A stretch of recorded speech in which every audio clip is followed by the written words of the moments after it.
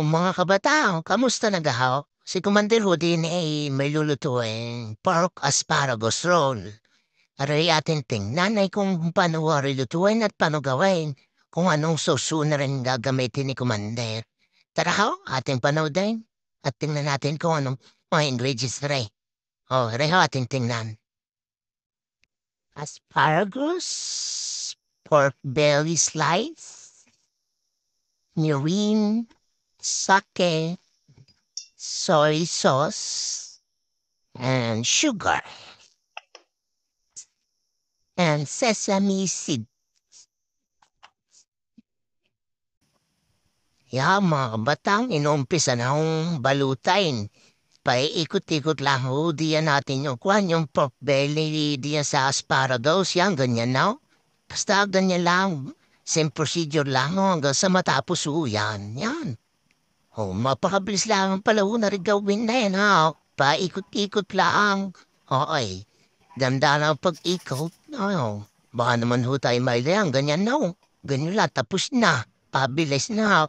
Siya ipiprito naman ho yan. Naglagay ho ng konting mantika. Tapos isasalang ho diyan yung asparagus na linagyan ng pork belly yan na pinaikutan. Yan ganyan lang ho. Yan ipiprito na hanggang sa mag-golden brown. Pag golden brown na ho, ilalagay na yung mga sangkap, yung mga sauce na pinagsama-sama. Yung toyo, mirin, sake, yung asukal. Yun lang ho. At ang mga kumpleto ingredients yun, tamang-dami ho na ilalagay ko sa description para alam din ho ninyo. At saka kung ganun kadami ang ating karnay na ilinagay. Ating na naman ho ninyo yung mga kabataong.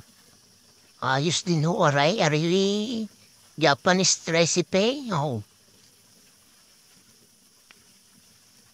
Yan, prito lang ho ng ganyan. Pag yan ay golden brown na yan, katulad doon na yan, pwede na ho ilalagay diyan natin yung kwan, yung sauce, labye, yan. Linagay ng sauce mo yan. Yan ay pakukulan ho diyan hanggang sa lumambaut. At yung sabaw niya ay maging malapot-lapot ng bantay. Pakukuluan lang ho yan hanggang sa makuha natin yung gustong sauce at tamang lapot. Yan parang gayan ho. Yan maya horiya hanguin na. Ay mukha pa lang mapakasarap.